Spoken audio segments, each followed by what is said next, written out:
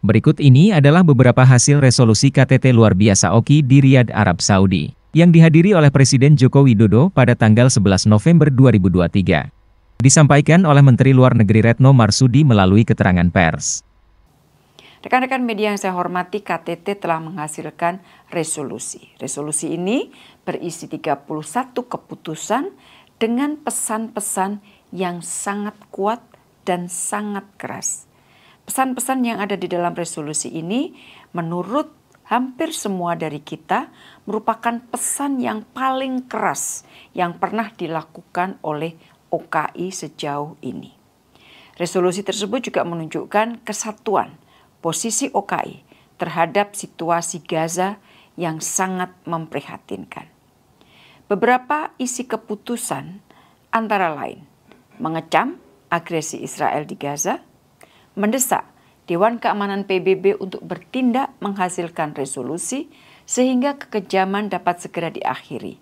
Kemudian bantuan dapat masuk dan pentingnya mematuhi hukum internasional. Kemudian mendesak Dewan Keamanan PBB untuk mengeluarkan resolusi mengecam perusakan rumah sakit di Gaza oleh Israel. Beberapa fora akan digunakan untuk menuntut pertanggungjawaban Israel antara lain melalui ICC, ICJ, dan Dewan HAM.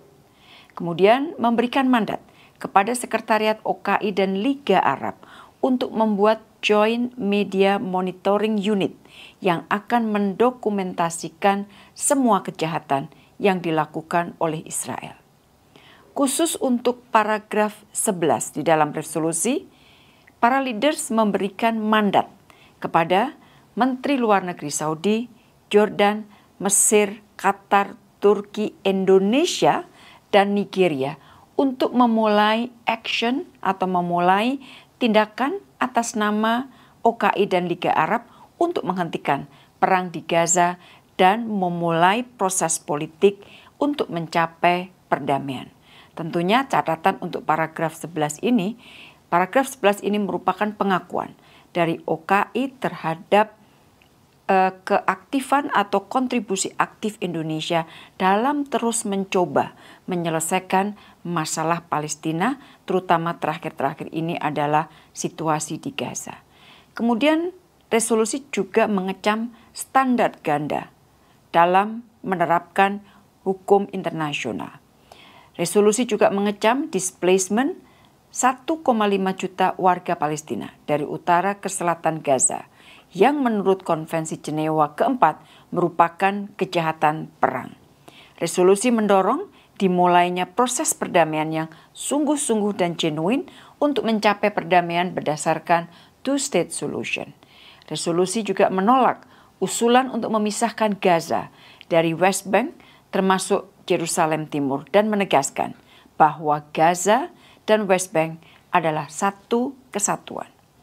Resolusi juga mengaktifkan Islamic Financial Safety Net untuk memberikan dukungan finansial, ekonomi, dan kemanusiaan kepada pemerintah Palestina dan UNRWA.